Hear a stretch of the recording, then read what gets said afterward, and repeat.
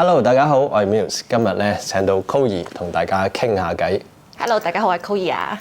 都好耐冇喺呢個熒光幕見到你啦。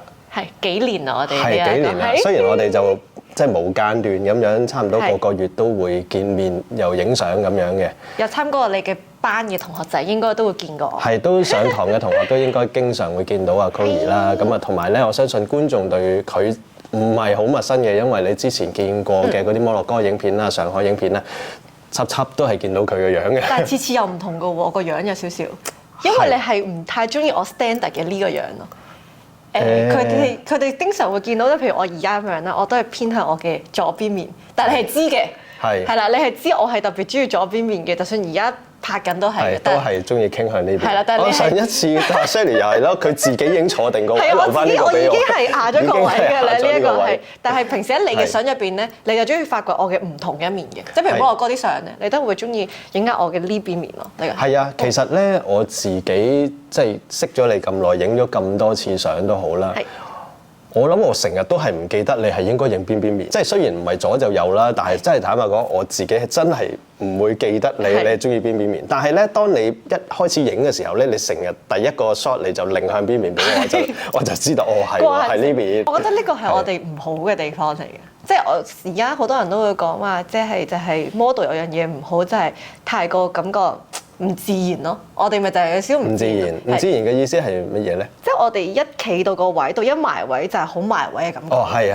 即係反而調翻轉，我哋今日係咪有 topic 㗎？我哋要進入咗我哋嘅 topic。未有嘅，可以隨便呢啲頭盤講下先得嘅。頭盤咪就係即係而家係中意生活感啊嘛，即係啲相都係即係唔好咁刻意啊嘛。咁但係有陣時候我哋即係慣咗，可能做咗幾年 model 之後，就係嗰種生活感咧，慢慢係退化緊。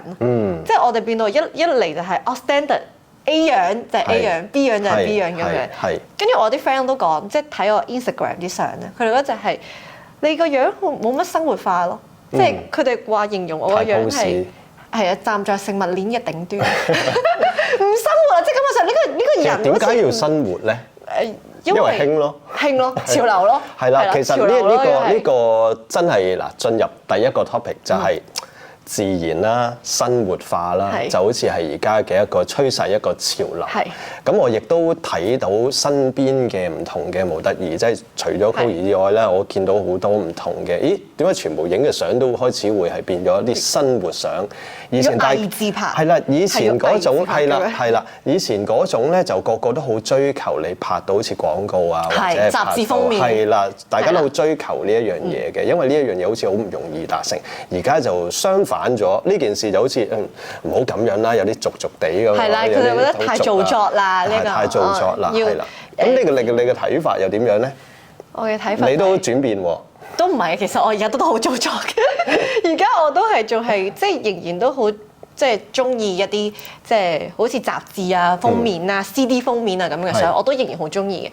但係你講話即係真係出 social media 擺上 Facebook、IG 俾人睇嘅話咧，我就盡量揀啲冇咁即係做作，係啦，冇咁做作嘅，自然啲偽自拍咯，係啦，啱先。俾人哋感受你嘅生活，你嘅生活態度。但係同時間都要追求嗰張相係有質素嘅，即係感覺上係唔好係淨係手機美顏相咁樣咯。嗱，我都仍然未放棄呢一樣嘢嘅。未放棄手機美顏？唔係，我未放棄對相嘅嗰個質量。係啦，嗰個質量，嗰個高清嘅追求都未放棄嘅。但係你話會唔會一定係要好擺拍啊？即係一定要係好，即係等於我同你影相，你都係唔中意我太 pose 嘅 pose。其實係㗎。係啦，即係有陣時雖然啲人會覺得係咯，我啲相係好似好 pose 啦，但係有時我係唔係好中意嘅啫。係啦，你係唔中意啲好 pose 嘅 pose，而家我就都放棄一啲好 pose 嘅 pose 咯。嗱，其實都係咧，説出重點啦，即係個人嚟講咧，都仲係中意。係啊，都仲係中意 CD 封面嘅，我都真係仲好中意雜誌封面咁樣嘅。但係實踐起嚟嘅時候，個生活上邊咧，擺嘅相又會盡量希望係一啲生活啲嘅嘢，會唔會係真係純粹係個社會啊、生活嗰個圈子側邊係令到你覺得需要嗰啲咧？而家啲人就係即係點講咧？當然啦，你有人話就係出相就係為咗即係自己開心啫嘛，唔使理人點睇噶嘛。咁但係我哋做呢行，等於攝影師一樣都係嘅。你冇人 like 嘅話咧，你個成就感真係低好多。係點解會少人 like 咧？即係嗰啲雜誌封面，即係會覺得係哇，真係好離地。係好離地啦，係啊，感覺上好離地咯。同埋而家啲人係都唔係而家嘅，係近呢幾年大家都會覺得就係唔中意太過 Photoshop 咯。即係唔中意太過後製啊！呢個係即係會覺得，唉，個個都係人造人咁樣，即係我要係追求即係自然美咁樣，即係但係以前嘅話就根本都冇人造人呢一個，即係嗰個可能啊！以前根本可能科技又未允許嗰樣嘢，就係基本上係靚女就影出嚟就係靚女咁樣啦。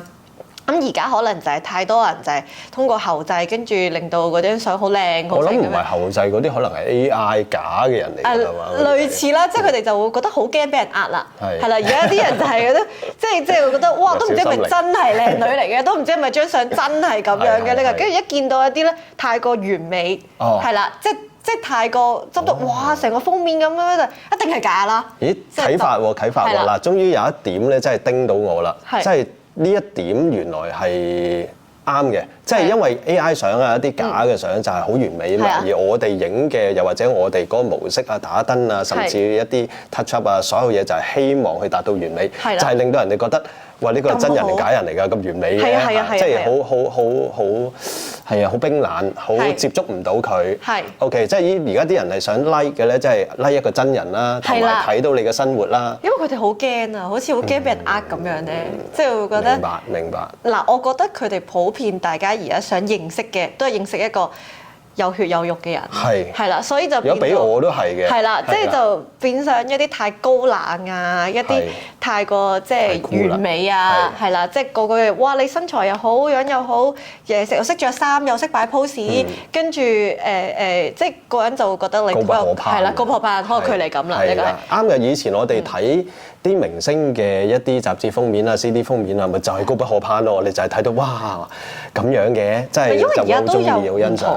以前咧，我哋接 job 咧係簽公司㗎嘛。雖然我而家都有，但係我公司已經係放任政策，即係我接 job 咁樣就自由嘅，即係我自己就冇咗嗰個中間 agent 嘅呢一個，即係好多時而家 model 或者 KOL 揾嘢都係自己靠自己接 job 啫嘛，係啦，咁所以咧同個客就唔能夠太有距離感。係，但係以前嗰個年代就係個客揾我要睇我 cam 卡，要經過中間個 agent 嚟。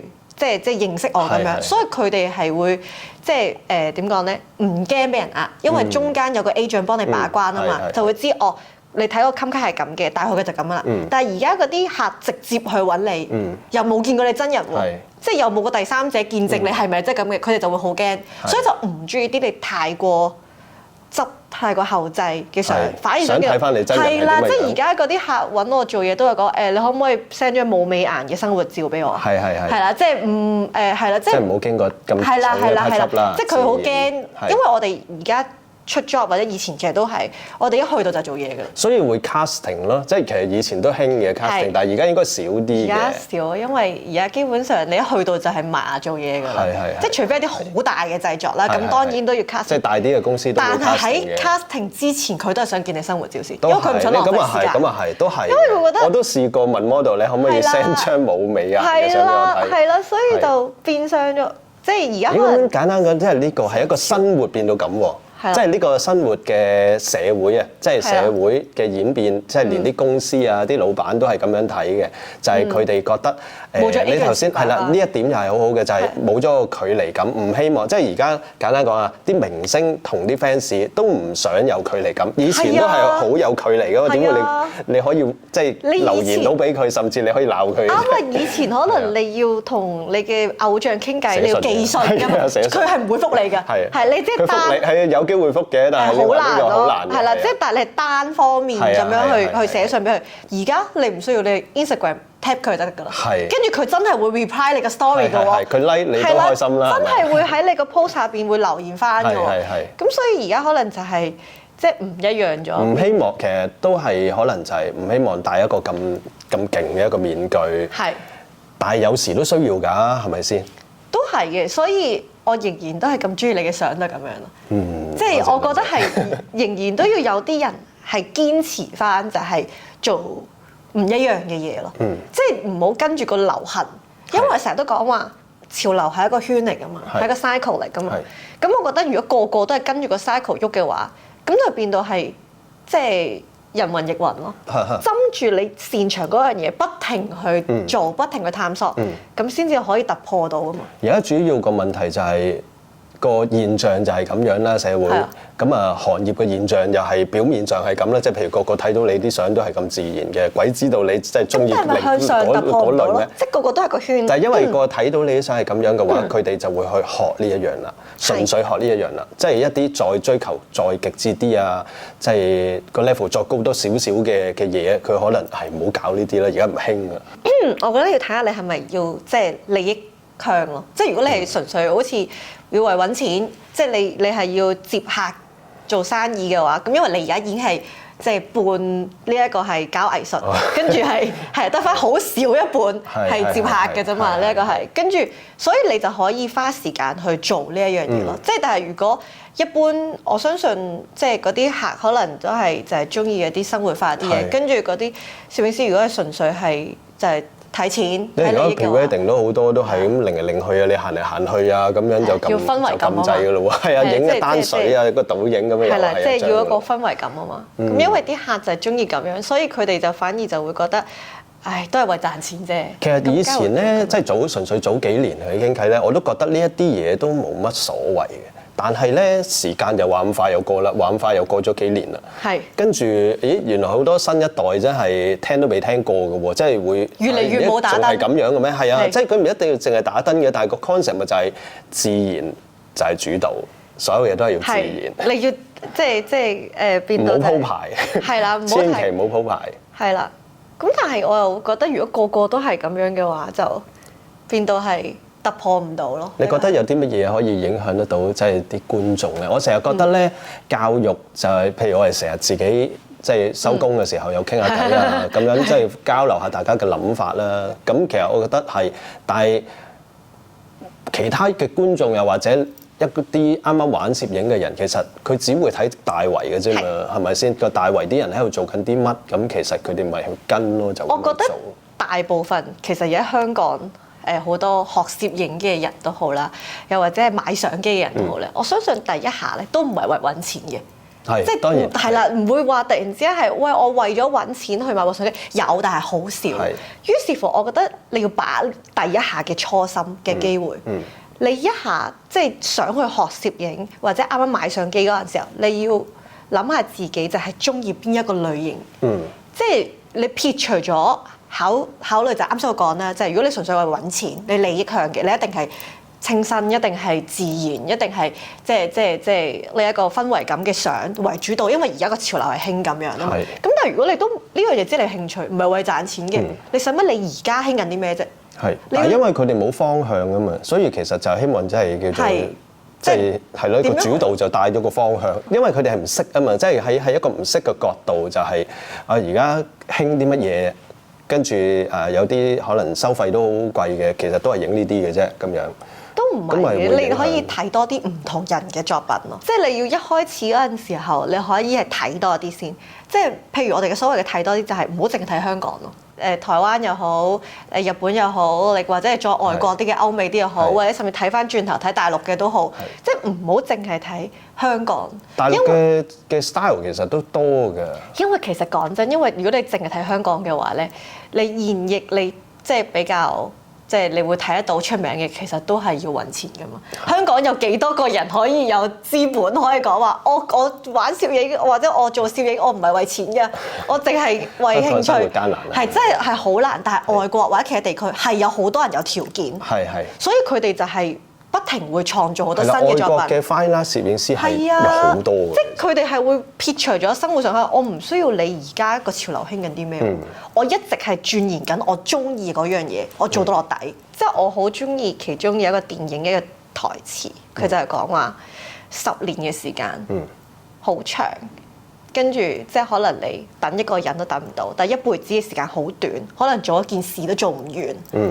跟住我就會覺得有好多真正即係我覺得我尊敬嘅藝術家，佢都係就一輩子做一件事，但係做唔完咯。佢就係針住呢一樣嘢做到底。即係譬如我覺得我中意譬如打 colour gel 咁樣。咁咪一直做到個底咯。係啊，因為真係一樣嘢要做。係啦，你呢一樣嘢你可以不停咁樣係鑽研，你先至可以破頂咯。發揮到佢嘅極限咯，呢樣嘢係。但係香港係好難嘅，但係香港係有啲奇怪現象嘅。因為要揾錢啊嘛，做下跟住就會想揾錢啊。呢一樣嘢唔得啦，都係敵不過呢個揾錢嘅現實。係啦，你要企得硬，即係你要堅持，淨係做你自己做嘢，你要抗拒好多誘惑。但係你覺唔覺得有一個現象係古怪嘅？雖然我明白嗰種咁嘅即係現實啦，但係咧香港人有一種現象就係佢而家係做緊呢一樣嘢，佢就係要批評另外嗰樣嘢係唔好，因為 mean 啊嘛，因為都係李強咯，因為都係就係想通過咁嘅反論咯，呢個係即係去話俾人知嗰樣嘢唔好，你嚟支持我呢樣嘢啦，咁我咪會收到客咯。即係佢哋嘅都係利益嘅問題。係啦，佢哋個利益佢就係引導啲客啊嘛，就會話俾你知就係我覺得而家唔興㗎，你唔好揀呢啲啦，係啦，即係佢哋嘅教育個客就純粹嘅意思就係講話而家潮流係點樣，係啦，佢啲相誒即係有一啲你會覺得誒好 old school 㗎啦，做邊度嗰啲咁樣啦，但係調翻轉，我覺得其實真正大家諗嘅應該係呢個世界應該百花齊放，永遠唔會淨係得一樣嘢。大同樣嘢。係啦，即係我話永遠你都唔會跟住個圈。如果所有人都淨係跟住同一個圈嘅話，咁咪真係冇得揀咯。即係我又以前就會覺得就係有得揀先係老闆。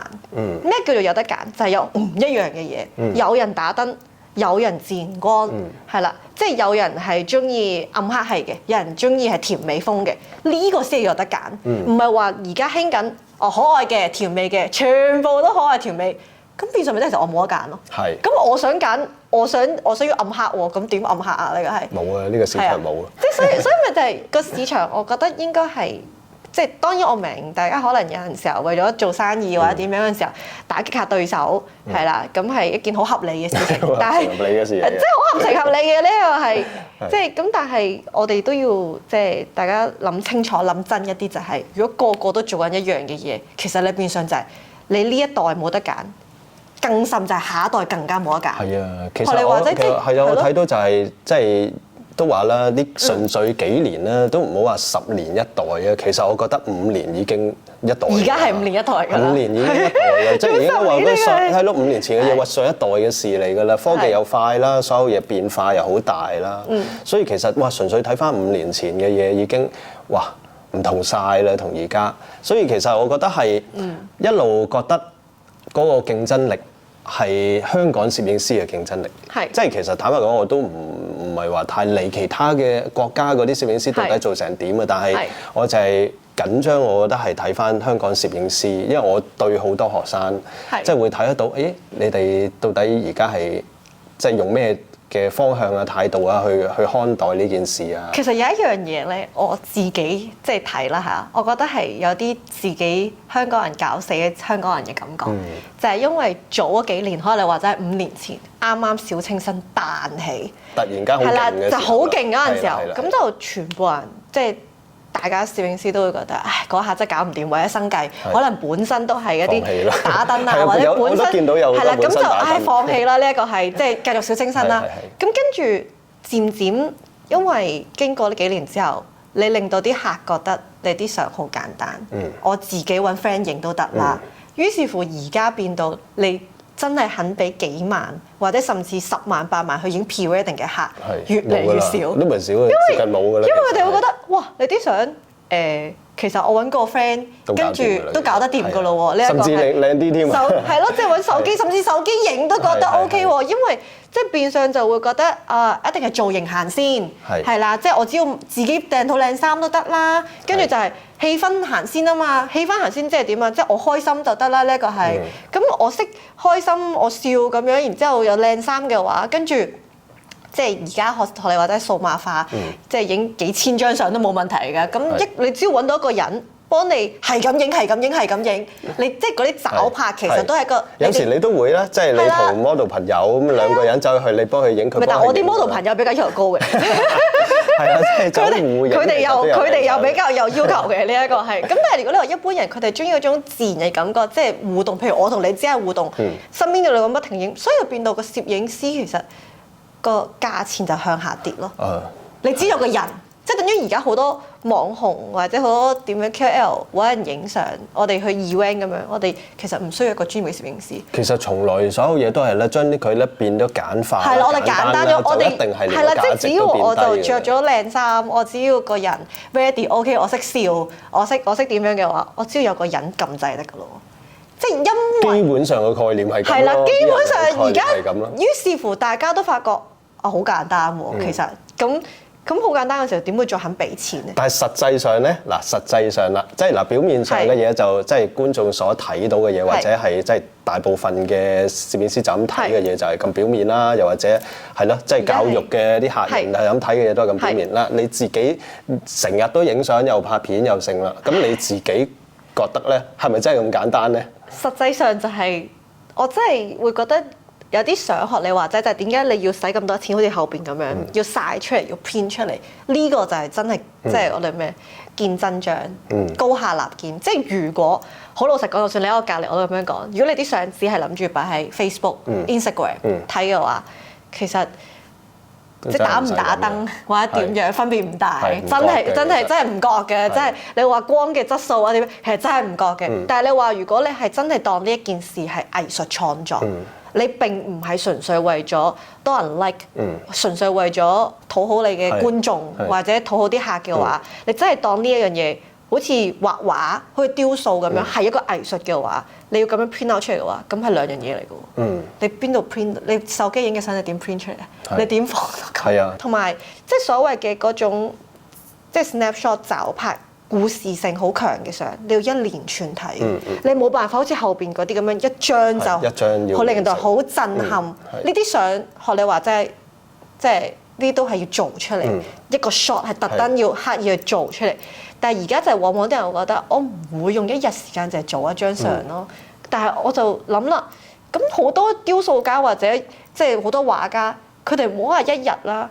一個月啊，甚至一年啊，都係做一件作品啫。即係佢哋覺得，因為佢覺得呢樣嘢本身就係藝術，冇問題。但係真係睇你點睇。如果你覺得攝影只係擺上 IG、擺上 Facebook，俾人 like 下，係啊，即係俾人睇下，即係令到即係身邊多啲人知道自己嘅話，咁我覺得你唔好搞咁多嘢啦。即係我覺得即係買下呢一個譬如收 VIP 咁樣咪算咯。即係影完張相之後10個模板俾你冚落去，你仲打咩燈啫？你明唔明啊？唔好搞你。但如果由你買相機嘅嗰一刻，你覺得你係想做藝術創作，你覺得呢樣嘢你係尊重佢，你覺得呢樣嘢係有價值嘅話，我覺得你可以，即係唔一定話打燈先好，真係唔係，即係學你話齋，自然光都有好多人做得好好，都可以曬出嚟嘅。只不過認真去看待攝影，即係但係睇你有幾認真去做。自然光學你話齋，有啲我哋即係香港有啲好出名嘅攝影師都好啦，但係唔開名啦，佢都係冇光唔影嘅喎。即係嗰日唔光冇光改期咯，係啦，第一咯，即係佢哋好認真對待呢樣嘢，而唔係講話。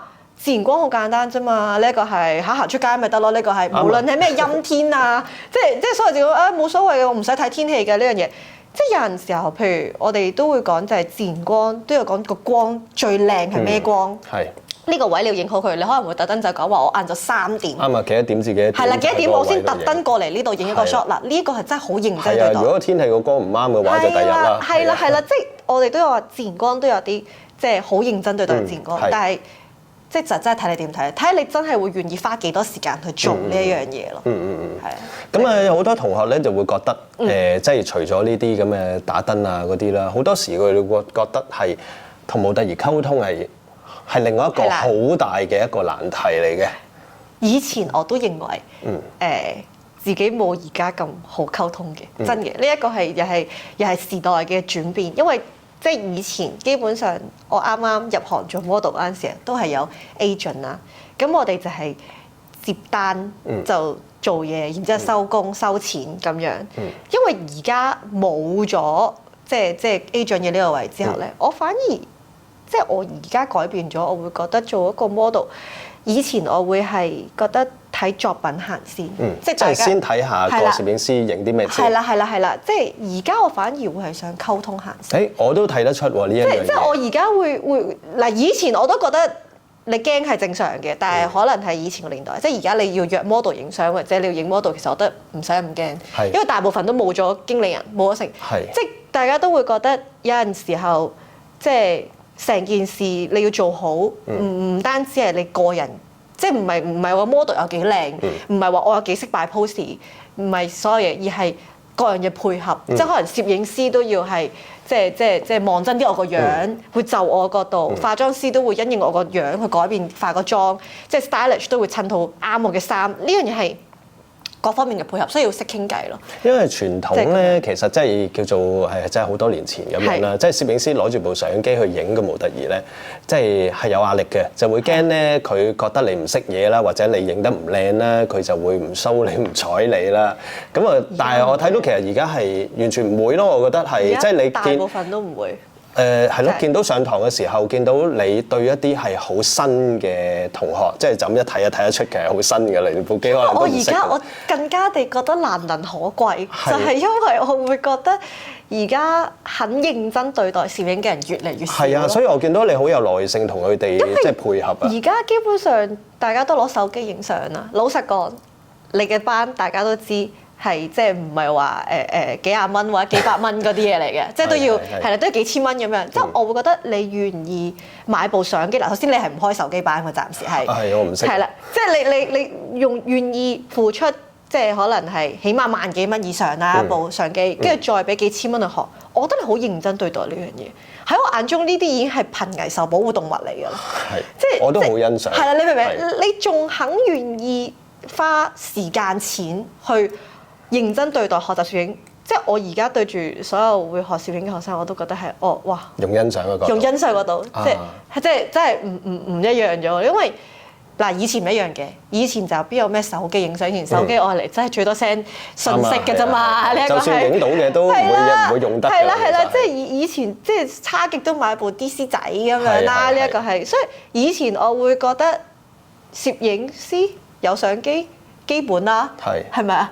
但係而家我又發覺，原來又唔係㗎喎，好多即係攞住部手機或者點樣嘅，當然手機都有影得好。哇！而家好驚，要戴定個頭盔先講嘢。唔係，即係我唔係話淨係相機，唔關機事嘅，係啦，先至影得好。但係我會覺得你願意投入咁多，因為而家攝影你覺得個門檻好低，即係你基本上你有咩入行門檻啫？呢個係相機越嚟越平，係啦，即係手機越嚟越高清咁樣，你入行門檻好低嗰陣時候。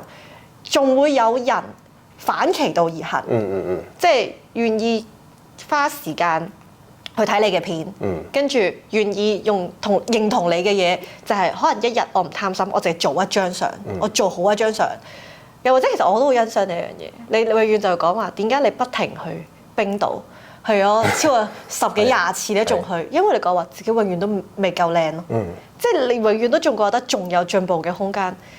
即係哇！你睇下呢樣嘢係點樣可以一般人嘅人先係啦，即係一般人你點會做到呢樣嘢啫？即係你一直都覺得就係點解你仲會再想繼續攝影？你仲會堅持做攝影，或者你堅持去影 colour gel？ 即係譬如 colour gel 你都影過無數次啦。即係好多學生都問你阿 Sir 咩顏色配咩顏色？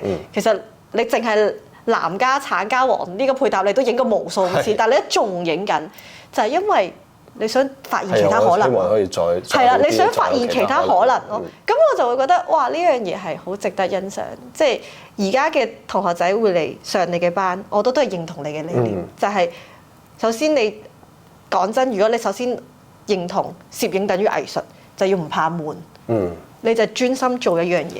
其實我覺得所有興趣都係啊，即係只要你唔怕悶，有呢個耐性，係啦，一直做練落去，練做到落底。因為挫敗感好大㗎嘛，即係坦白講，任何興趣都係啦。即係你開頭喺度練，其實挫敗感都會好大嘅。但係你面對挫敗嘅時候，你仲願意繼續落去嗰下，係但係我又俾你啟發到一樣嘢。我好耐以前，即係幾年前啦，我覺得就係我自己知嘅，我同你嘅美感係唔係同一個 level 嘅？我覺得你嘅美感係高我好多，即係你覺得靚嘅嘢，我一定覺得靚。我覺得靚嘅嘢，你又話睇唔出喎。即係老實講，我哋私下傾偈就係咁樣喎嚇，靚咩？唔係好覺啫喎，好普通啫喎。咁我就會覺得我同你嘅美感係唔係同一個水平啊？跟住我就問你點樣去加強美感？跟住當其時你又同我講過一個理念，就係你講話你唔係淨係睇影相，即係有時你都會睇迪士尼啲片啊，係有陣時你都會聽歌啊。即係美感呢樣嘢係可以從唔同生活上嘅唔同嘅範疇去累積嘅。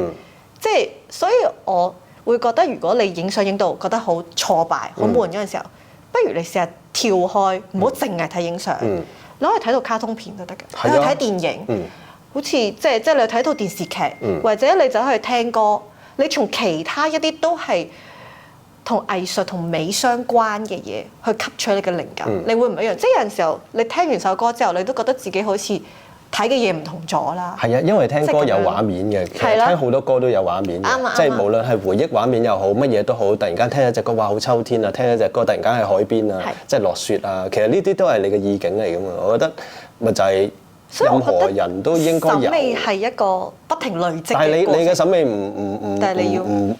唔會差過我嘅，絕對，因為我真係唔係話特別好。但係你話每個人唔同咧，我認同嘅係每個人都唔認，即係諗嘅嘢唔一樣。我認為係真係有高低之分嘅。咁一嚟就係關你本身都係音樂，即係你本身都係做音樂啦，跟住又做呢一個廣告啦，你本身有呢樣嘢係唔一樣嘅。但係我認為呢啲後天係可以加強，即係絕對可以。係啦。咁但係你如果覺得淨係影極都係咁，點解影相影嚟影去都係咁樣嘅？其實好多時唔係你嘅技術出現問題，係你個審美冇得到提升。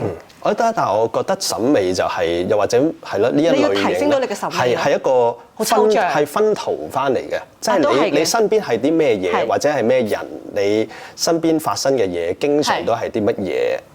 都係嘅，即係你要即係係啊，都譬如你打開手機一碌親都係啲乜嘢嘅話咧，嗰啲嘢其實係無形中即係洗你個腦嘅喎。所以我咪話我要睇多啲即係唔同類型嘅嘢咯。係。所有嘅唔同類型嘅嘢可以睇下畫都得㗎，你都成日睇畫嘅。係，我好少睇相嘅其實。我係睇你嗰度，即係我係即係，所以大家上佢堂睇嘅，真係有意思。即係所謂嘅有意思就唔單止學到你嘅技術，即係學你話齋。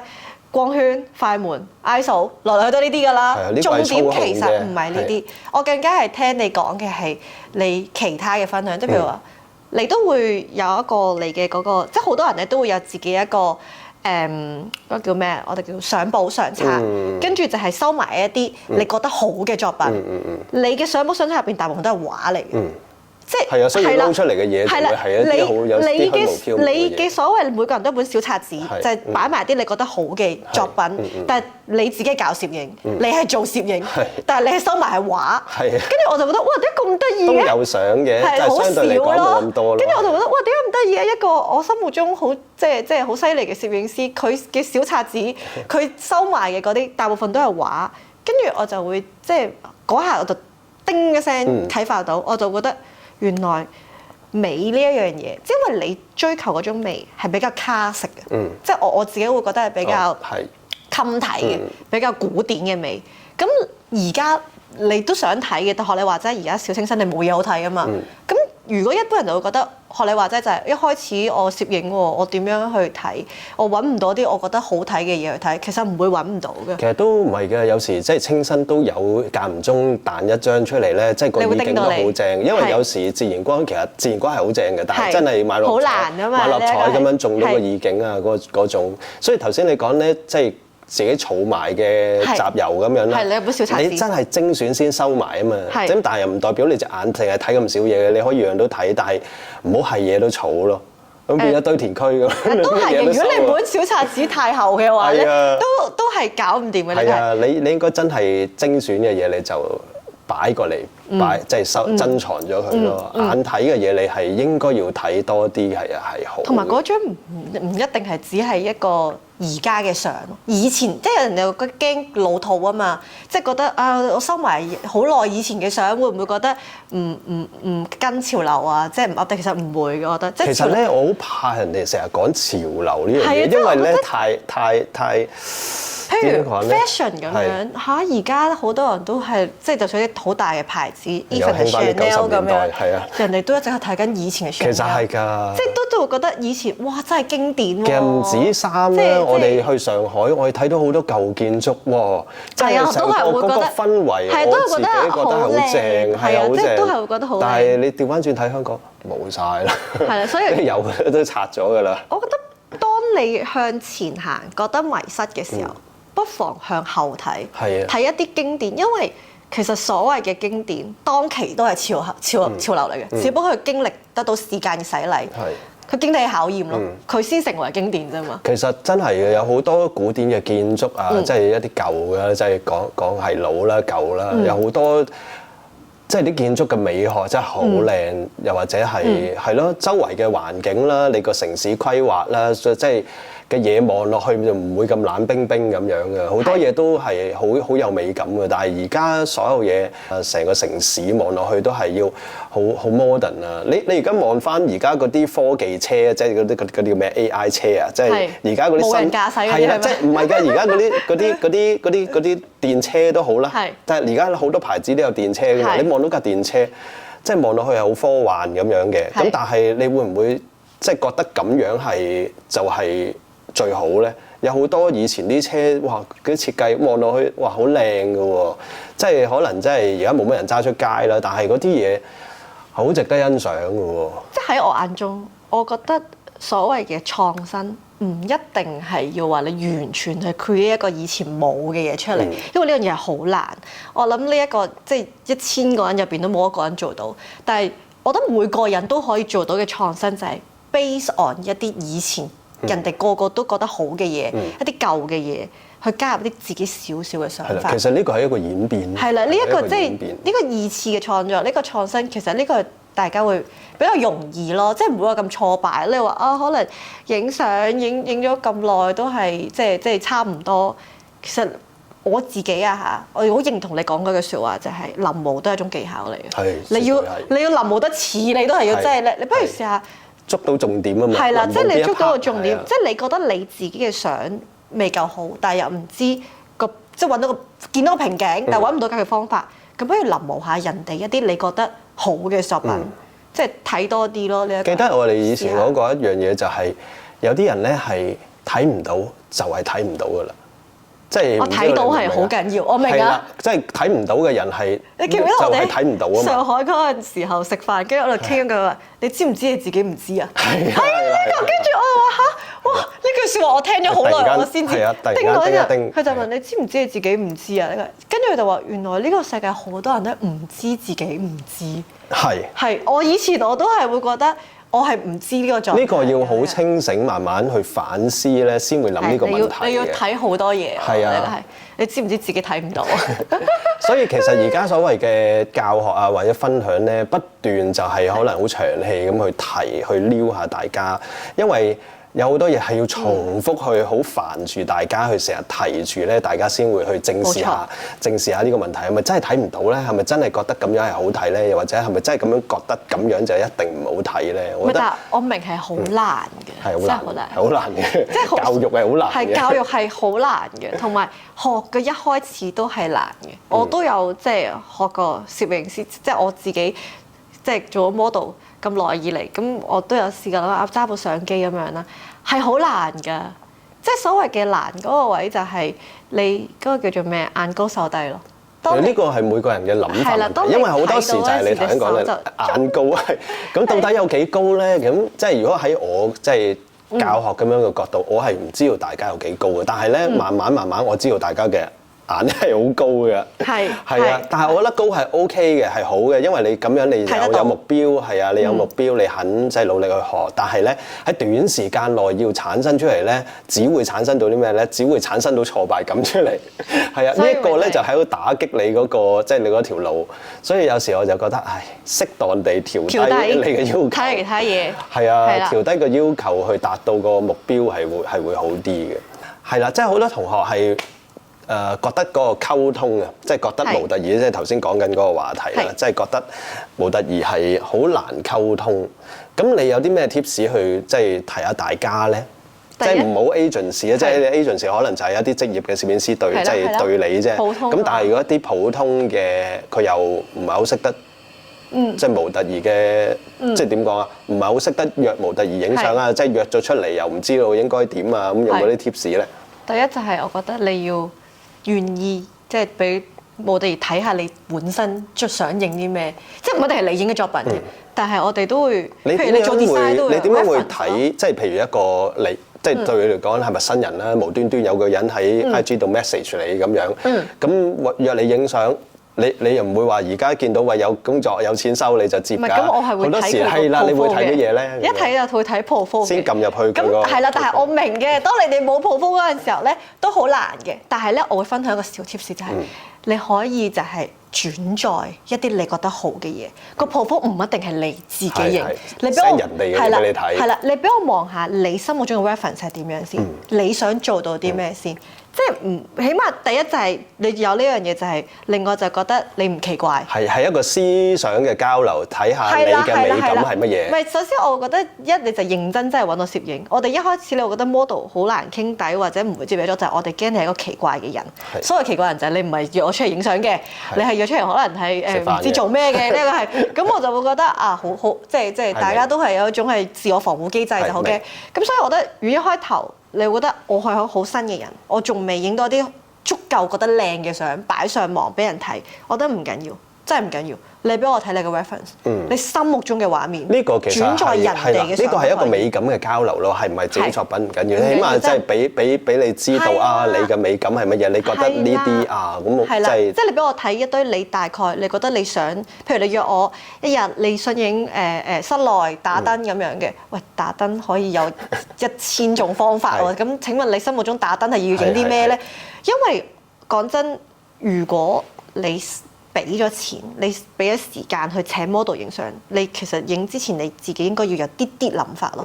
如果你完全都冇嘅話咧，試燈咯，咁就試燈試機，我覺得就浪費咗即係大家合作嘅機會咁樣。呢個係重點嚟嘅。如果試燈試機試鏡咧，即係你當係順便嘅話咧，就最好唔好咯。都唔得，你試燈試鏡，你都俾我睇你用咩嚟試燈試鏡啊嘛？即係你都講我今日就係想影張好乾淨嘅白底相。都冇問題㗎，咁你要俾我睇，大概你嘅心目中係想影點樣嘅白底？因為白底相都有好多唔同，你係留底嘅白底啊，有少少陰影嘅白底啊，即係你明唔明？個白底你都會知，就係有好多種，咁所以我覺得第一種即係第一步，第一個方法，你令到可以打開同模特兒傾偈，就係你俾我睇先，你俾我睇你腦海中嘅畫面。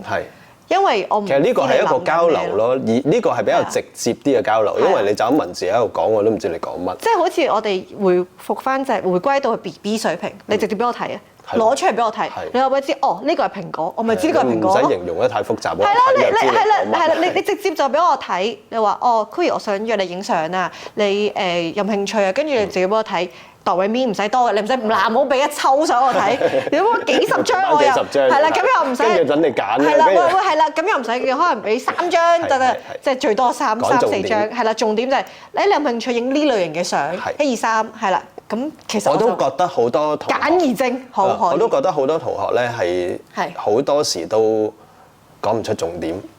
係啊，即係揾唔出重點啊！就算一張相入邊到底有咩問題都好啦，都好難揾得到個重點啊！成日都呢度又睇，嗰度又睇，呢度又即係多心咯。簡單講，好多嘢諗啊！唔係大家亦都可能一開始就會覺得好驚，即係驚 model 唔配合咁樣，即係你心目中影嗰樣嘢。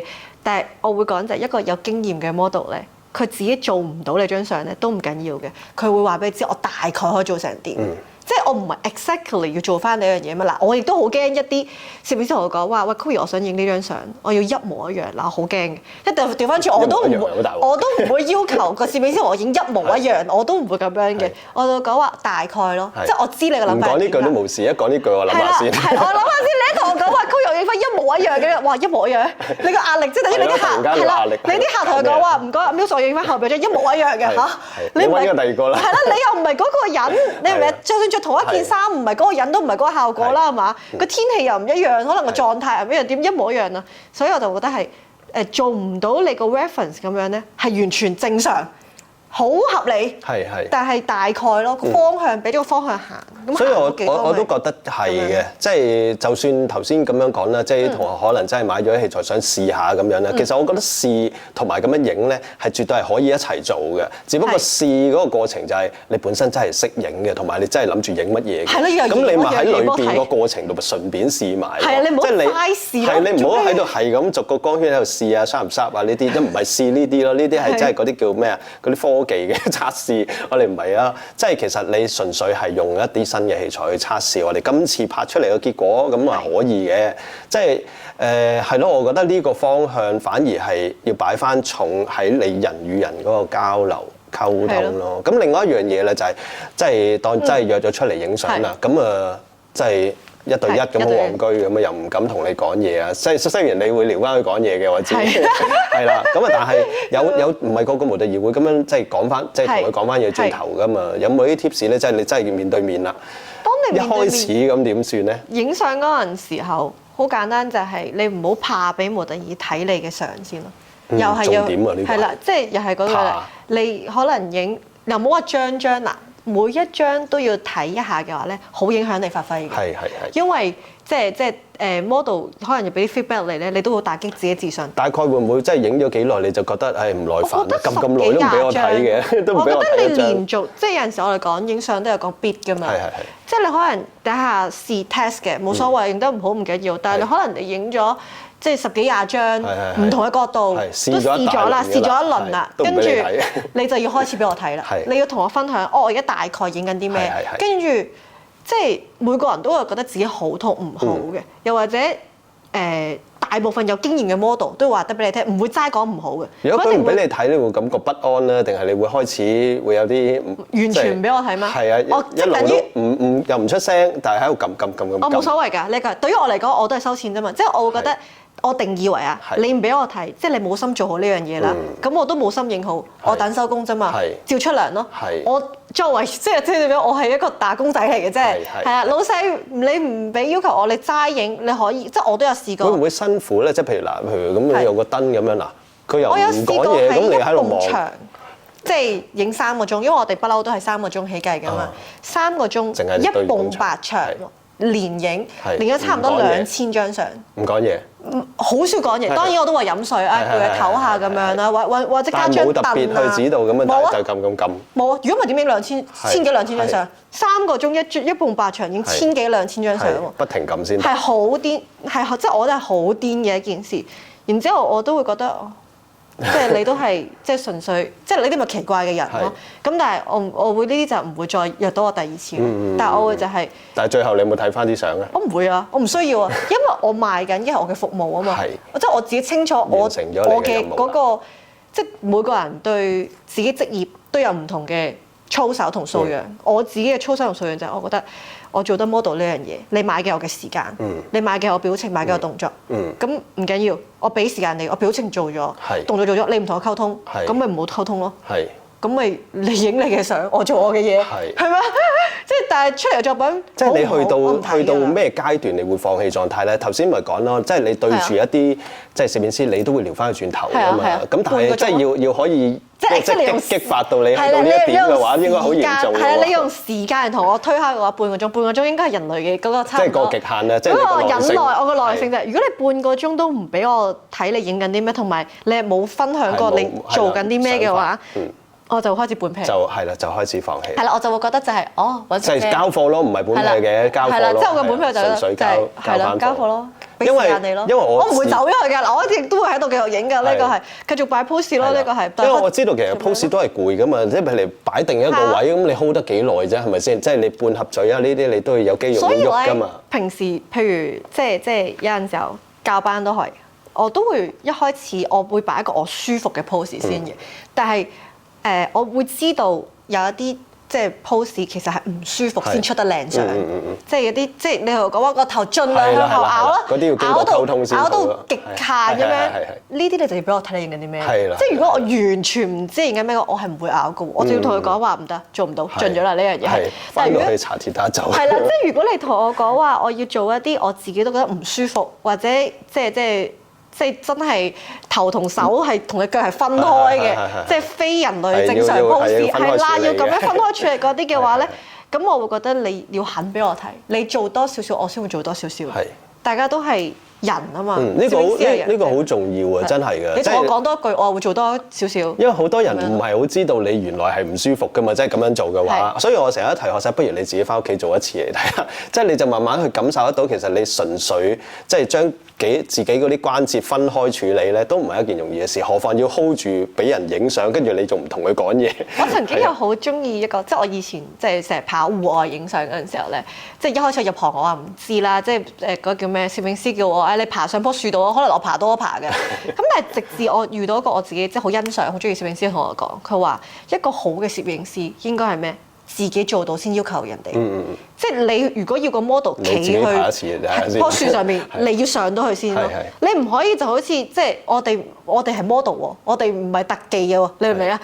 你話如果我係即係嗰啲武術指導啊、特技演員嘅話咧，咁我覺得啫，但我只不過都係一個普通嘅人，我哋係淨係識擺 pose，但係有陣時你明 pose 係擺噶嘛，唔代表我真係識做噶嘛。你見到 pose 我喺樹上面掛住，咁但係唔代表我係成個 monkey man 咁樣識爬上去噶嘛。唔係呢個都緊要嘅，攝影師真係有個責任係要即係要 make sure 呢件事係 work 嘅。係啦，你唔好話一嘢就即係有陣時候，譬如我哋睇嗰啲 pose 嗱，呢個都係經常會遇到嘅，就係嗱好驚點解話好驚一模一樣咧？就係有陣時候我遇到啲攝影師，佢俾咗個 reference 我，好簡單，睇起身係好簡單，係啦，佢就係張相個女仔個 pose 就可能係坐喺，譬如我有一張高凳啦，跟住佢就咁樣抬喺度。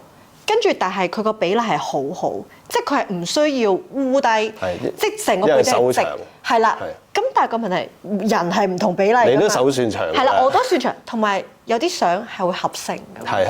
即係分開影㗎喎。可能我個動作係咁樣，跟住個頭又 key 上去，另一張搭上去。拉翻長。係啦，拉翻長咁樣。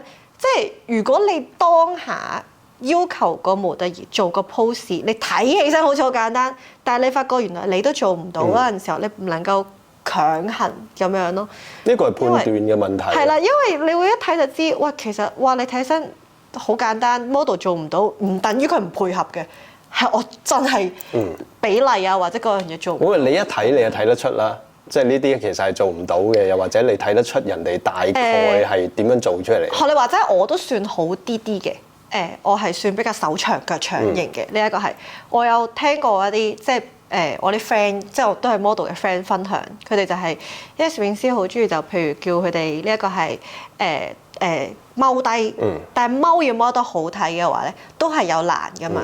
即係如果腳太短嘅咧，你踎低個打橫嗰個小腿位唔夠長咧，小腿位又唔夠大，腿位又唔夠長，係啦，就咁樣踎係唔好睇嘅，呢個係啦，即係譬如呢啲咪得，即係如果你見到一個比較矮嘅 model， 即係所謂矮可能1.65米以下嘅啫，你佢踎咧好難踎得好睇。其實有時都唔係淨係踎啦，有時純粹一啲咧睇嗰啲即係嗰啲 skin care 嗰啲手就咁隻手擺喺度咧，其實都唔係個個得㗎。呢一節唔係個個夠長㗎嘛。呢啲都仲還好，你踎隻腳個比例拉唔到，你點樣拉個橫？腳就更加醜樣嘅。你好，即係嗱，我哋會定義有啲係執相執到㗎嘛。你企喺度正常嘅，你唔夠咪拉高佢咯。其實一踎喺度已經係一張全身相嚟㗎啦。你一踎咗，你一折咗，你隻腳你係短嘅，你冇啊，你點樣打橫啊？有啊，拉長佢。點樣打橫啦？合成兩張相咯。係好啲難嘅，所以就即係有啲會話唔得，就係你見到比較矮小啲嘅就唔好叫佢踎。呢個咧我就覺得係即係資深啲嘅模特兒啦，同埋一啲新嘅模特兒嘅一個大嘅分別。可能有啲新嘅模特兒咧，其實佢自己都唔係好識嘅。即係佢本身就係純粹可能影相啫，咁但係其實佢對呢啲嘅判斷啊同埋認識咧唔係好多，咁變咗人哋俾佢咪是但啦，咁但係影咗出嚟咧又搞唔掂。但係你又唔同喎，即係人哋同你講嘅嘢，基本上你雖然你唔識影啫，但係其實我覺得同你溝通到咧係因為是但攞啲相啊，或者同你講攝影講得到咧，係因為你都好有 sense 啊，即係你如果係啊，你大概會知道啊，咁樣其實係點做嘅，做唔到啊。我要講，我手長嘅人有個 pose 係做唔到嘅。我啱先講即係矮嘅人，手長反而做唔到。手長有啲 pose 都係做唔到嘅。係舉手。舉手，係啦，高得滯。你睇我一舉手，我穿咗。高得滯。係啦，一舉手咧，譬如有啲咁樣挨嘅動作咧，好自然咧。我哋手長嘅人咧係唔好睇嘅，因為成個長臂圓咁樣。係長得好緊要。係啦，你一舉高隻手係你凡係高嘅人咧，唔好叫冇乜嘢，冇乜嘢，唔好舉高隻手。係，要向上伸直。係啦，唔好向上伸直，舉高隻手，超奇怪。即係譬如你要挨嘅話咧，我哋咁樣就已經 OK 嘅。你夾硬要舉高隻手嘅話咧，即係見到人哋張相好似好地地，係飛出天際啊！即係你明？喂，攞唔晒喎你隻手，係啊！即係你隻手喂攞唔晒喎，因為手長嘅人就係我好驚，就係你叫我即係譬如佢。我會覺得舉手即係譬如咁樣屈咧係可以，一伸長總之伸直就係啦，總之一打橫啊，一打高啊，都係嘅，都係唔得。高就因為真係實在太長條。我哋就會變咗長臂猿咯。你覺得腰長好睇定係腳長好睇咧？即係嗱兩樣嘢俾你選擇。我揀啊！即係身長啊，應該唔可以淨係腰長嘅，即係個身長。有啲 model 咪個身好長嘅，彎低咧成個背脊咁樣彎好長嘅。冇錯，呢個都係極限二揀一嚟嘅。腰長嘅 model 係好難腳嘅比例長。係啊，係啊，呢個。但係兩樣你中意邊一樣？你覺得邊樣好睇咧？即係腳長係好睇過腰長。我會自己揀腳嘅，因為腰嘅話咧，你唔露係冇意思嘅。如果半身相嘅話，咁你咪真係成日都腰短咯。但係你唔。即係我哋會覺得靠着衫，特別係如果你係係啦，即係腰長嘅人咧，唔露腰係冇意思嘅，一定要露係啦。咁我自己本人咧就對露就麻麻地嘅，即係我唔係話我唔係話唔露得。嗰啲真係要露，即係譬如成個背啊，先感覺得到你腰長。因為你個腰線係啊，因為要感覺得到多咧，你真係一定要即係或者你件衫貼身得好緊要，你先睇到你到底有幾長。係啦，所謂嘅腰短就係即係有啲。坊間有個好俗稱就係胸以下全是腿，呢啲咪腰短咯。即係長腿嘅人好難避免個問題就係腰短。係啦，咁但係我會覺得我自己偏向啊嚇，長腿嘅意思就係你着短裙短褲都會好睇咯。係啦，但係腰你一定要露，你一定要露中間呢一橛或者露上半先好睇。的確係嘅，我自己都覺得嘅。雖然咧即係個身長即係叫腰長嘅人咧，影某啲相係覺得哇都幾靚嘅喎。但係當佢一見腳係啊，但係佢一見腳嘅時候嗰啲半身趴喺度嗰啲咯。係啊，即係總之一見翻腳咧個感覺就好似怪怪地，因為下邊實在太短啦。除非佢本身好高，175以上。着翻啲好高嘅高踭鞋咯。都唔好睇嘅，因為你都會知着太高嘅鞋影出嚟張相唔靚，你都會覺得。我覺得衫好緊要，真係着衫好緊要啊！即係你 focus 喺去上半身嘅話 OK 嘅，佢有啲想着嗰啲衫其實真係好型嘅，即係特別長咧特別型嘅。係啊，咁但係的確係又唔係所有相都咁容易影，真係取捨呢一樣嘢就。二揀一咯，即係你一開始要。識睇咯。頭先講咧有啲 pose 咧，你又覺得有啲咩 pose 係古怪嘅，或者你覺得即係唔做嘅係唔舒服嘅，但係咧好多人都叫你做嘅咧？正面。正面啊！你唔中意影正面相啊？反而。即係我以為你好中意影正面相喎。即係咁樣嘅正面成日影你質地噶嘛。啊！我嚇。我以為。喂，你明唔明啊？我以為你好中意影正面嘅。乜都唔知嗰陣時候，跟住佢就會講話，佢而俾我正面啦，正面正少少，再正少少。喂！攞把垂直尺攞嚟先，即係你明我點樣好？我諗唔係好多人係即係叫正面係完美嘅。好驚啊！呢個係即係唔該，Chloe塊面正少少，俾個正面我。呢個係嚇，我就覺得我內心嘅 OS 就係講攞把水平尺出嚟先。即係正得好緊要嗰隻。點樣為止叫正面先？佢話唔好喐，一定要咁樣垂直嘅。我認為呢個係好古怪㗎。因為老實講，我唔正嘅話，但係影得靚嘅話，你可以 turn 噶嘛。即係我喺我眼，即係你意思嗰啲衫即係82面啊、37面啊，咁側底大直望咁樣。或者點樣咧？我都會覺得，就算你要求你真係個好正嘅正面，你咪後期 turn 咯。你好難嗰下要。後期點 turn 正面啊？你咁樣喐咯，扭曲咯，呢個係。嚇？點啊？即係影嘅時候本身側咗㗎喎。唔係啊！都係正面，但係可能個頭有少少歪嗰啲啊。嗰啲可以扭。係啦，個頭有少少歪。即係你嘅意思係真係要正得好緊要嗰種。所以我咪就係攞把水影正件相嗰種啊，呢個膊頭低咗。啱啊！好驚，聽晒啲人都覺得嚇點解要影嗰啲咧？唔知啊，但係即係幫你影正件相。我係有聽過呢啲要求嘅呢個係。要見到額頭嘅。跟住我係啊，跟住佢幫你影證件相。跟住我就會，我內心就係開始有好多 OS 就喺度，我情緒已經開始唔係咁開心嘅呢樣嘢係，因為佢會見得我好低能咯，即係佢話喂，點解要求你咁樣你都做唔到？我話我做唔咗。我正俾你，但係話唔得啊！照翻鏡先咯，係啦。咁得意嘅，咁嗰個係咩 shot 啫？我諗可能係好普通啊嘅啫，唔係啊，先會咁。就係好普通咯。係啊，就係一個好普通嘅 shot，我都唔諗到啲咩天花龍鳳出嚟，我就係吓，唔係就學你話齋點樣快圖美嘅張學生證嘅證件相嗎？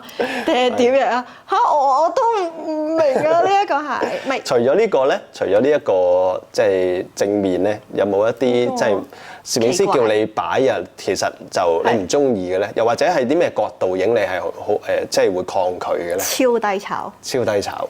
係攞11以下嘅正常嘅社交距離，係可能一個手臂位咁樣。你低炒都係16-35，你都唔係你11以下嘅啫。佢咧，你攞啲狗嗰啲咧係咩事啊？嗰啲魚眼嚟㗎啦。嗰啲係咩事？嗰啲係直頭喺我，即係我望佢，我係要咁樣望佢。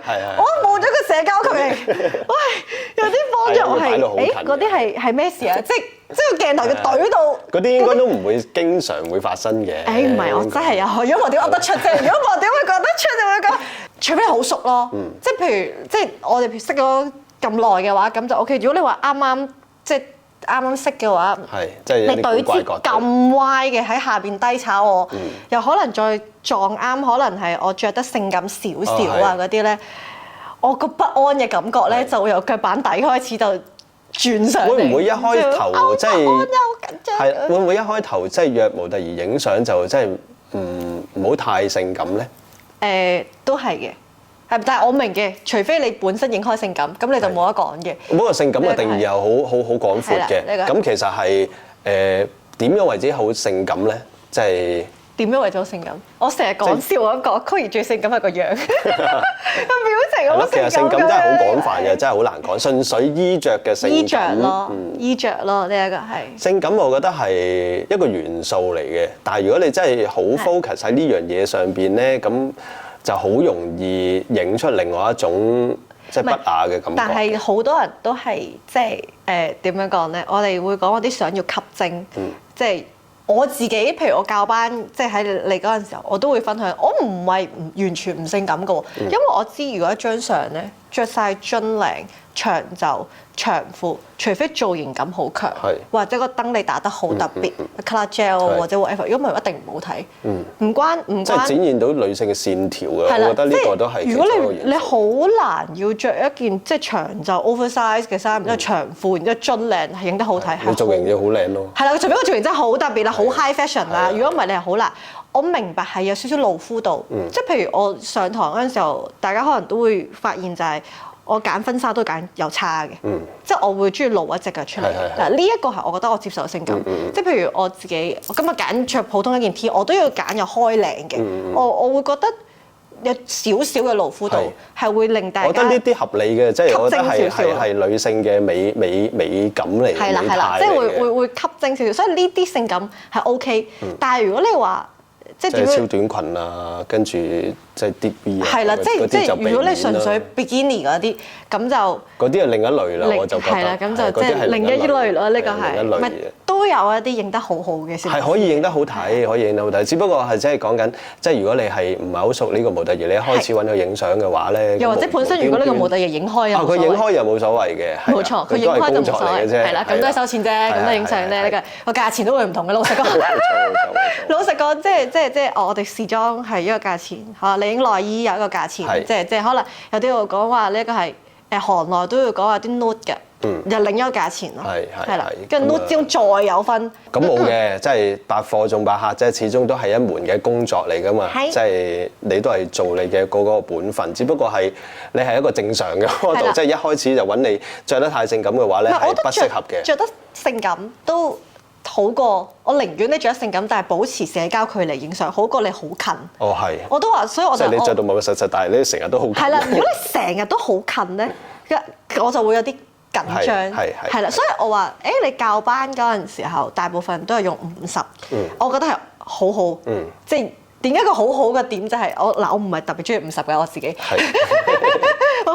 我自己覺得扮唔認我係靚啲嘅，冇乜變形咁。係啦，咁即係但係點解會我覺得50幾號就係因為佢一定唔會企得我太近，係有個距離，係啦，一定會有個社交距離。即係如果你初次啱啱即我反而成日覺得啲學生或者係啲攝影師中意企到遠遠影喎，反而原來你遇到嗰啲係中意企得近嘅。唔係咁，你話嗰啲即係07028嗰啲又太遠，即係如果你突然之間喺個室內，譬如我哋嚟試等你攞啲7028，我哋喂 walkie，嗨，我哋講嘢要大聲啲噶咯喎，咁太近就有啲不安。係啦，太遠咧就係唔方便啫，唔好太遠咯，適當距離。係啦，攝影師同你一路影相嘅時候咧，會中意叫你笑多啲定係唔笑咧？哦，呢個又隨住年代嘅嗰個即係轉變，以前好中意笑啊嘛。以前笑係要練㗎。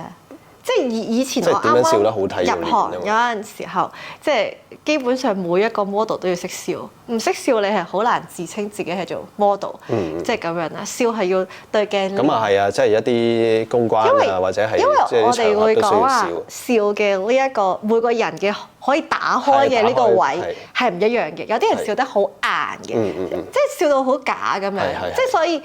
笑其實係要練嘅，係啦。以前就係咪練呢兩個肌肉？係啊。但係題外話啦，呢一個係即係因為以前 Chloe 笑得太多，練得太勁啦。呢一個係即係導致咧法令紋咧係會即係成日都即係係啦，因為成日推嘛，所以呢個法令紋咧係會有影響嘅，即係就會加深咁樣啦。所以好就好在咩咧？而家唔笑㗎啦，而家調翻轉，而家唔興笑啊，係而家真係唔興笑。即係啲攝影師唔中意你笑。中意自然啲咯，所謂自然啲就係放空咯，即係佢哋會酷啲，所以唔好笑，唔好笑。係啊，咁唔好笑你就會俾一個咩表情咧？唔好笑咪就係放空嘅嘢，但係個放空係有技巧地放空。向下垂嘅喎，係啦，所以你唔放空係有技巧，係啦，即係等於我同你影相嗰陣時，我有啲咩技巧喺裏邊咧？呢個好難講，你要自己。即係呢個係要個本身個人要去揣摩一下。背唔背嘅咧？你要 hold 住一個樣咯。係出嘅力喺邊度位咧？呢度，即係你要少露齒。嘴唇上高。你放空咧嗱，亦都關每個人即係嗰個嘅面型啊，各樣嘢咁樣咧，你要了解自己先啦。呢個係我嘅放空咧，一定要個口係微張嘅，我唔可以合實嘅。定係按唔同嘅人嘅輪廓。啱啊，所以咪就咁話嗱，呢個首先就係你要了解自己。要自己係啦，你要自己了解自己先。係我自己對我自己嘅了解咧，就係我嘅放空係個嘴一定要微張。即係我唔會係咪實嘅。即係如果係咯，撳實佢。係啦，我一咪實咗咧，即係我兩個嘴唇一合埋咧。係好奇怪嘅，好唔自然嘅。唔係唔好睇嘅，係奇怪嘅，唔自然啦。係啦，係唔自然嘅，即係有啲人係叫做咩？我哋叫抿嘴笑。係啦，感覺佢出係啦，感覺出力啊嘛。有啲人係會抿嘴笑，笑得好自然咁樣，我係唔得嘅。所以呢個都係關每個人自己個面部嘅輪廓啦，個人嘅事。我所謂嘅放空就係我個嘴要微張，但係我眼神唔可以係完全冇望一個點。通常我嘅放空係我望緊一個遠嘅地方。即係我譬如好多攝影師都講話望鏡頭，但係其實我唔係 exactly 望緊個鏡頭，我係望緊鏡頭嘅高少少。係啦，即係你會幻想你譬如而家望鏡頭咁樣咧，我唔會係真係望嗰係啦，唔會係唔係望個圈入邊，係望個邊，可能係你個鏡頭嘅嗰個邊，感覺上咧係冇咁用力咯。即係個眼神係會 soft 啲，係啦，因為以前就好中意。個眼係有神要利嘅，我哋好 cool 嘅，即係你。就我中意嗰啲。係啦，你一嚟嘅之後就要係即係咁樣有少少，我哋會覺得即係點講咧？要咪死個鏡頭嘅感覺，即係你個隻眼要射穿。所謂眼神咯。你幻想自己隻眼係有雷射光咁樣，超人咁樣，係要 laser。咁樣，即係而家係唔興。咁如果啲攝係咩？咁啲攝影師即係冇啲，咁啲攝影師唔會叫你俾啲眼神咁啊嘛？俾啲眼神，但係都唔係用力嘅，即係唔係要射穿嘅鏡頭嗰啲咯。即係唔係利嘅？唔係利嘅，唔係而家唔中意，因為而家一利嘅眼神佢就太做作。咁咪圓碌碌咯隻眼。啱啊！即係而家中意同埋或者半眯眼咯，半眯咯，即係唔需要太用力嘅，係啦，唔出力嘅。你要嗰啲咪好用力，真係生活咯。係啦，而家大部分都係不經意咁樣，係啊，唔知真係發呆，唔知望緊啲乜嘢啊，望住本書跟住發呆。你要望鏡頭嗰邊，唔好望死個鏡頭。咁嗰啲係發呆樣啫。因為你一望實個鏡頭咧，你一望即係個聚焦好似 laser 眼咁樣望穿佢嘅話咧，你嗰張相就好俾人感覺就係好刻意咯，係啦，好雜誌咯。就算望鏡都好似不經意、唔覺意望過嚟你嗰度嘅做一種望緊你好似，但係又唔係認真望緊你喎。係啦，嗰個感覺咯，呢一個係。呢個我係咯，呢個係一個潮流啫。呢個係一個潮流嚟，或者係以前係唔係㗎？以前係要望死㗎，即係要有力㗎，即係我以前係中意嗰個叫做咩眼係要用力咯，呢個以前係難啲嘅，所以我覺得而家做 model 咧對比以前嘅話係易啲，但同時間我都話啦，嗱，同一樣嘢嚟㗎。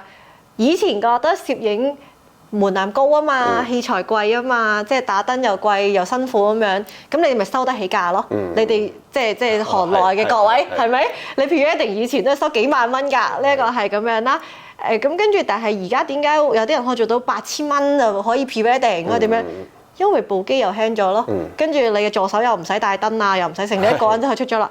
同樣地，以前做 model， 我哋連笑都要練，連望一個眼神都要練。咁 model 唔係個價咪高咯？而家係哇好平，而家中意揾素人影相，而家啱啊，係啊！而家你太中意 model， 中意揾啲老手啊！而家唔中意，所以即係。有辣，咁我哋應該有同感嘅喎，有啲嘢都有啊，所以話有辣有唔辣嘅。當人人都可以係 model 嘅時候，model 仲點會值錢啫？當人人可以係攝影師嘅時候，攝影又點會值錢啫？係，即係就係咁樣啫嘛。呢樣係冇錯，真係好有好共同嘅一樣嘢。即係頭先一路講咧，嗰啲不經意啊，嗰啲生活嘅即係發呆樣啊。其實我覺得呢個只不過係一直以嚟由古至今都有㗎啦。只不過對於我哋嚟講係難㗎，因為我哋由好刻意變到，但係一般人係好容易㗎。因為佢哋普通人反而因為普通人佢冇經歷過點樣咩叫做笑都要練啊。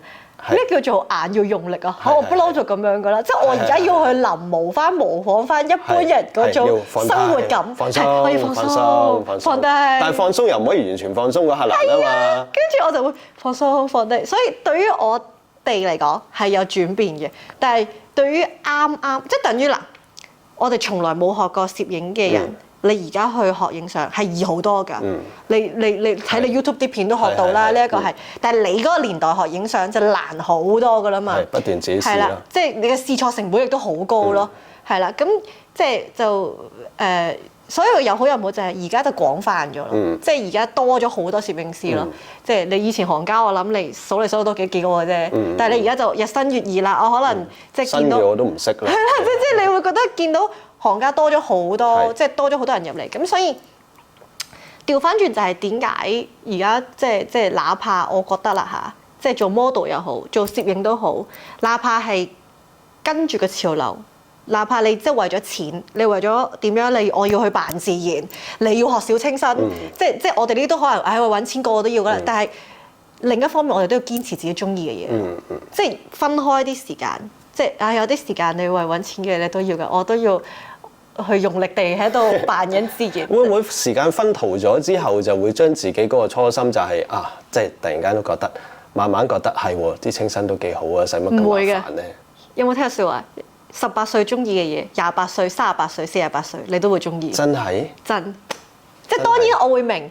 即係人係會即係隨住係我因為見到會有啲人係無端端會轉變，即係我唔知佢內心實在咩啦。譬如你頭先都講到有啲攝影師本身係中意打燈嘅，突然間做乜鬼啊？而家變咗文青啊，甚至玩菲林啊。因為佢嗰下有其他嘢，即係，所以我話你要記得你買相機嗰下係好緊要咯。你記得你開頭買相機第一下係想點，個初心係好緊要。咁我會明我哋即係其實即係做 model 都係㗎，呢一個係我自己做 model 一開始嗰陣時候，一入行我就係想影雜誌，即係呢個係我做 model 嘅初心。可能就係新一代都唔知咩叫雜誌啊！呢個即係我係即係做得 catalog 嘅 model，呢個係我自己最想。咁啊當中亦都會引誘，即係譬如我覺得啊，我去做車展，我去做 event，會賺錢好多喎。喂，你知唔知即係都應該講得嘅呢個係，即係我哋舉例啦，我影 catalog，我斷日計嘅。一日可能都係收緊幾千蚊，但係我車展，如果我着得性感啲嘅話，我斷鐘計，我一個鐘已經係1000蚊起跳，at least 咁樣，即係你賺嘅錢當然係好多啦。你都要引誘，你都要引誘嘅喎，係啦。咁但係工作就還工作。係啦，咁但係我就會覺得，但係有陣時候你會記得翻自己，即係講話哦，你一開頭點解要入行啊？點解你要做 model？即係我會仍然做show girl， 我仍然會做展場，但係因為我係為錢啫，我清楚知道我係為錢啫，呢個唔係我真係想做嘅嘢。當我靜下心來，即係話或者每一次當我其實我都好佩服你，因為你做咗攝影咁多年，其實香港好多人都係轉行轉得好快㗎嘛。即係我轉唔到行，唔係我轉咗㗎啦，教學。但係譬如好多人都會講話，攝影邊度做得長嘅啫？做第二樣嘢。係啦，做第二樣或者開公司啦，做老闆啦，開影樓啦，點會仲自己揸機啊？明唔明？呢個係咁辛苦，即係等同 model 都係㗎。做 model 邊度做得長嘅啫？青春飯嚟㗎嘛！你梗係做1-2年，跟住有少少名氣，跟住就即係做第二樣嘢啦。即係你轉行做化妝又好，或者自己開公司又好，其實你都係你大可以喺最紅嗰陣時候唔再做攝影賣盤咯。即係中意呢樣嘢。係啦，咁所以我就會講話可以驅使到你做咁多年，又或者可能可以驅使到我繼續堅持做 model 做咁多年，就係我哋有一啲我哋真係中意嘅嘢。呢一樣嘢好緊要。其實我都覺得啦，因為即係唔好嚟為錢。係冇錯，好。即係我覺得好多攝影師其實係唔了解啦，唔了解模特兒嘅角色。其實你都係揾錢啫。其實你中唔中意嘅咧？即係我影親啲相，你又唔 po 啊！即係有好多攝影師講俾我聽嘅，佢唔 share 我啲相。我都係唔 share 人啲相嘅。唔 share 我啲相啊！係啊，咁其實佢係咪唔中意嘅咧？咁樣好多 model 即係都會即係 share 啲相，但係有啲我分享下唔 share 嘅原因係乜嘢？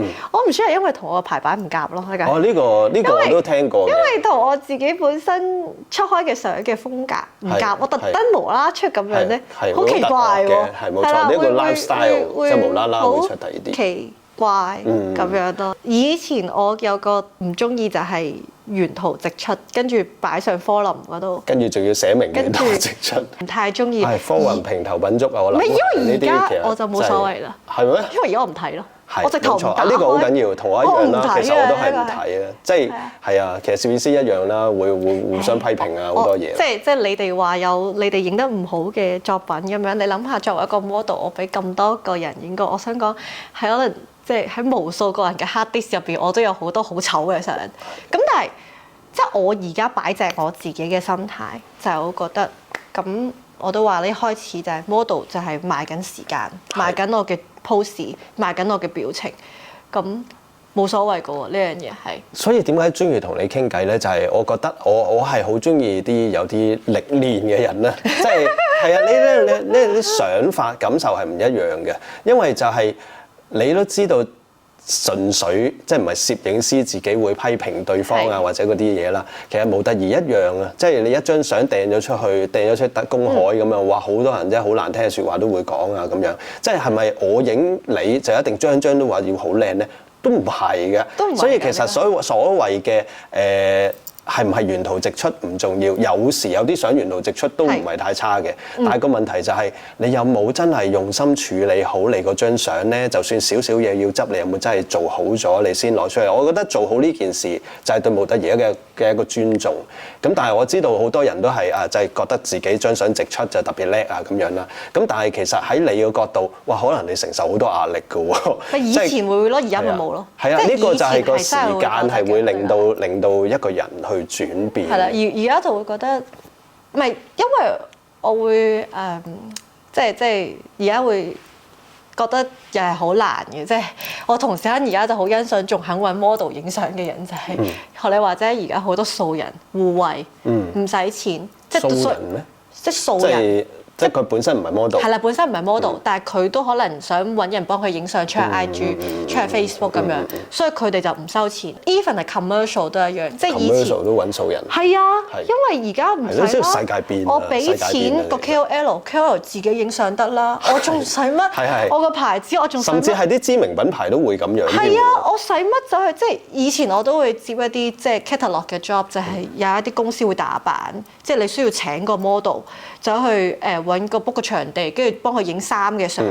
而家邊度使啫？而家我寄免最多送件產品俾啲 KOL 自己自拍，啱啊，交相踢埋，文化唔一樣，所以我就會更加就係珍惜啦，同埋其實我都珍惜嘅，即係我都珍惜，即係而家仲願意頭先你講啦，即係仲願意攞起部相機買部相機去學影相，仲要咁麻煩咁認真咁去影咧，係我都覺得好似喺度保育緊咁。係啊，我都即係我就會覺得，你而家因為老實講 model 都係夕陽行業，而家靚女都唔做 model 啦。要 AI 啦，係咯，即係你要極靚，你 AI 咪得咯，又或者你要高效益嘅，你要宣傳帶動力高嘅，你揾 KOL 咪得咯，揾網紅咪得咯，從邊度要一個直無名，就係得樣靚嘅 model 啫？好慘啊！而家真係好似我哋淨係咧，即係同病相憐互相欣賞嗰種感覺，而家係俾呢個世界遺棄咗，跟住我哋自己互相欣賞。深信唔淨止我哋兩個，即係 even 睇呢條片嘅大家都一定係嗰種感覺，就會覺得有啲嘢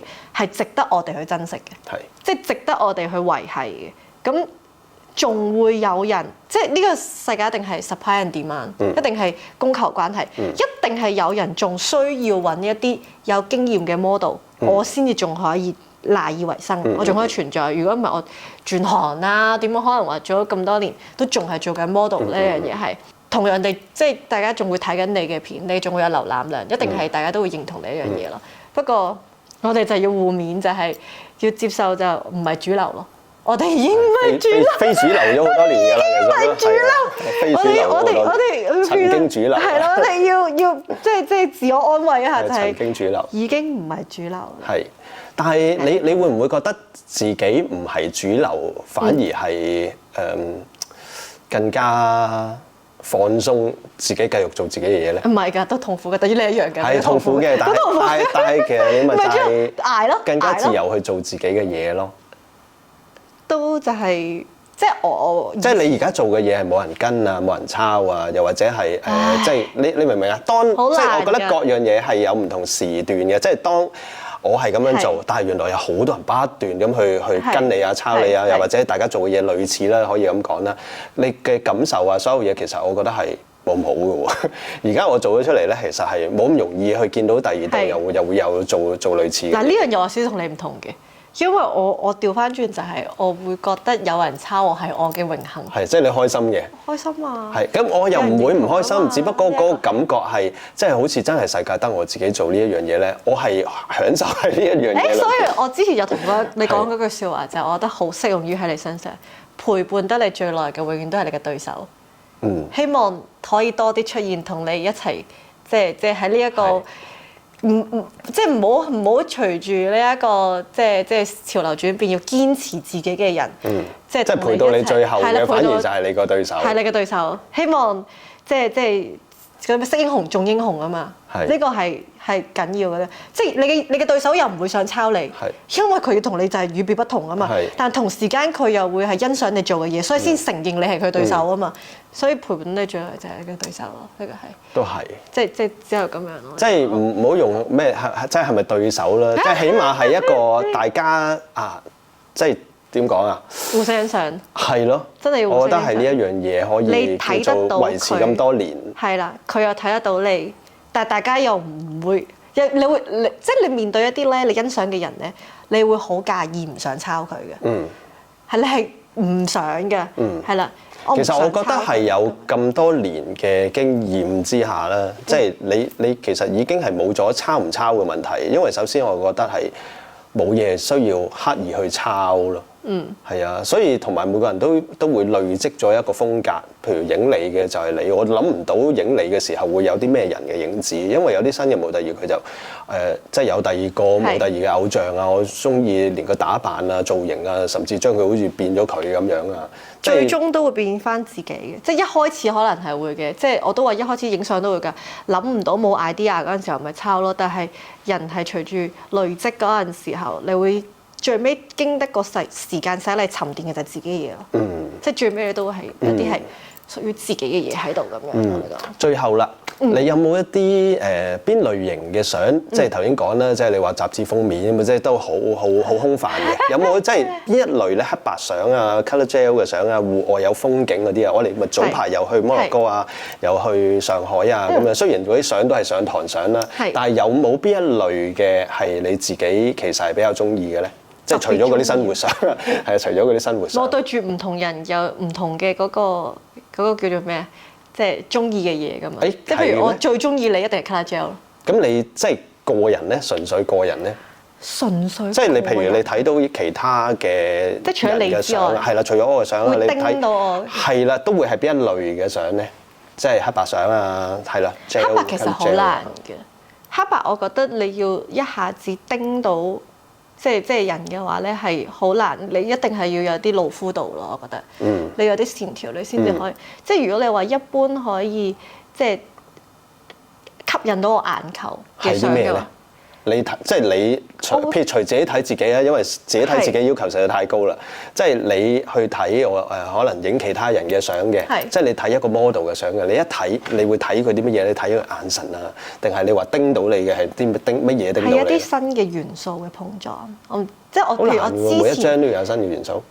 有同你分享就我覺得有啲好靚就係譬如佢影一張即係透明嘅凳，跟住即係所謂嗰啲元素嘅碰撞就係。佢唔單止透明嘅凳，佢仲將充氣嘅透明嘅嗰個水床搬入室內去打燈影，跟住哇好靚喎！我覺得啲光影係啦，啲光影即係佢係喺個黑色嘅背景，跟住你打燈打一個透明嘅物料嗰度，跟住我覺得哇好靚！跟住譬如新年嗰陣時候，我有分享俾你睇，佢特登有啲攝影師剪咗個影，有個龍嘅影打落塊面度。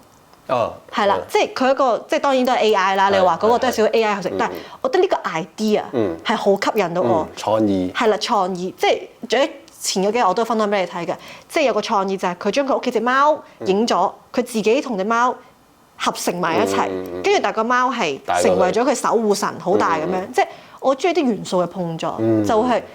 好吸引到唔生活化咯，去生活化點樣呢個時代我都覺得去生活化。呢個時代其實都反映到其實係嘅。呢個時代因為我哋再唔係純粹講一啲純粹技巧啊，又或者一般嘅即係純粹眼神去吸引你啊，嗰條頭髮吸引你啊。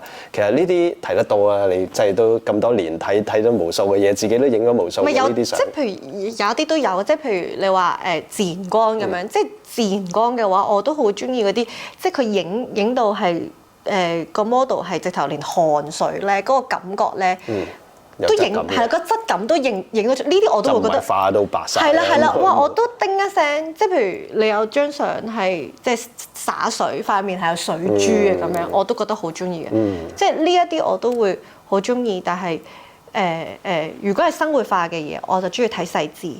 如果係概念嘅嘢，我中意睇大嘅，即係大位咁樣。呢個係。咁如果戶外風景咧，反而就少啲啦。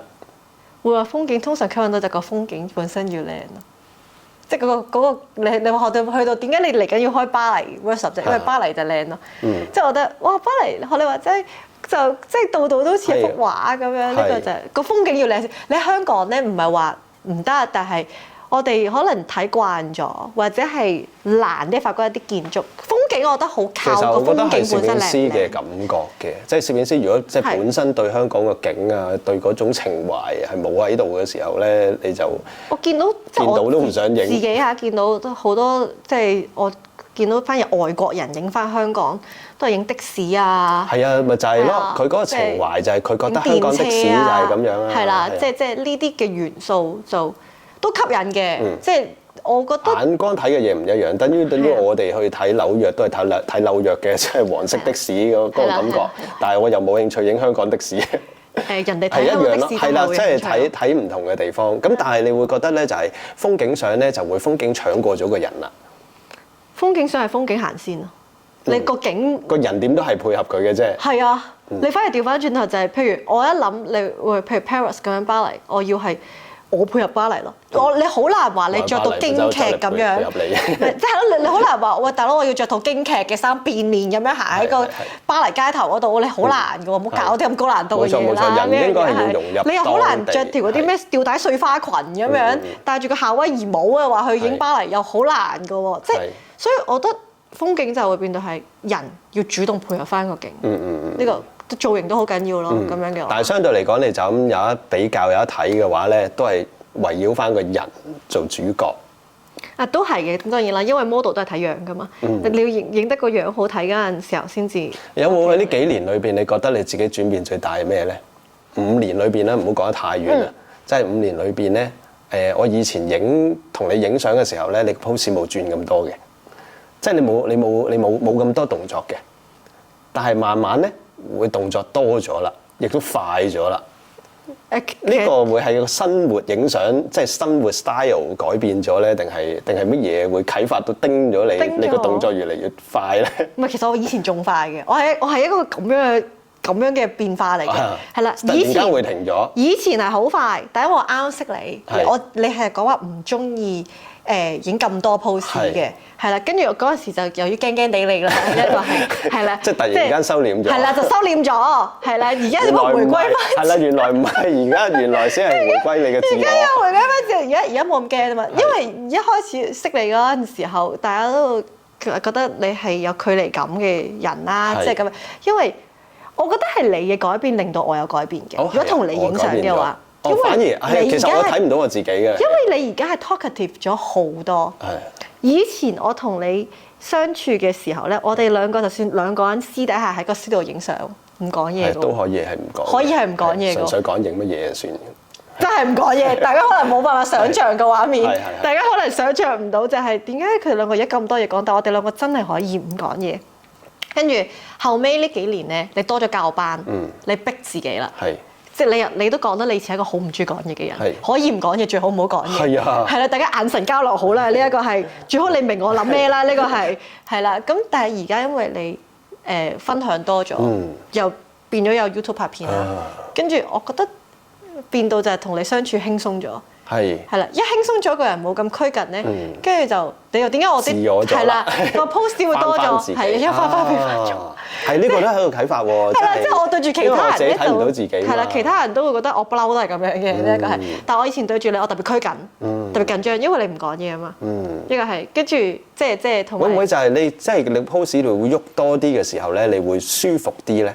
會啊。即係代表我係一個叫咩？即係唔會定咗喺度得未啊？你會即係 hold 得太耐，以前我都要 hold 住。係啊，以前你係影一個嗰陣時候咧，hold 得好耐㗎嘛。hold 好耐，係一個 shot 真係開好耐。特別你係越打越多燈嗰陣時候，3支燈或者4支燈嗰陣時候咧，冇喐，真係冇喐。開始唔喐得。開始係唔喐得啦。仲要你以前係好中意啲非人類嘅 pose，即係條腰一定係唔知點樣咬啊，跟住你要用個肌肉係，而家你就會覺得係簡單啲啦。呢一個係。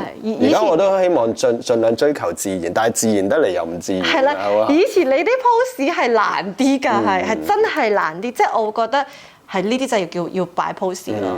係可能擺拍係啦。其實隨住時代，我都覺得自己慢慢轉變啦。但係即係自己睇自己一定冇咁仔細嘅，就變咗就係咯。我睇你，你睇我。你覺得我變，其實我覺得你變啦。冇錯啊，都有趣。我覺得你變，你都幾有趣。係即係而家係多咗講嘢咯。係啦。呢個我感覺到嘅，但係即係你應該感覺深好多嘅。即係我因為慢慢轉變啊嘛，係我而家係會主動去撩啲同學仔講嘢咯。即係如果佢哋唔出聲嘅話，我真係要主動撩佢哋。係。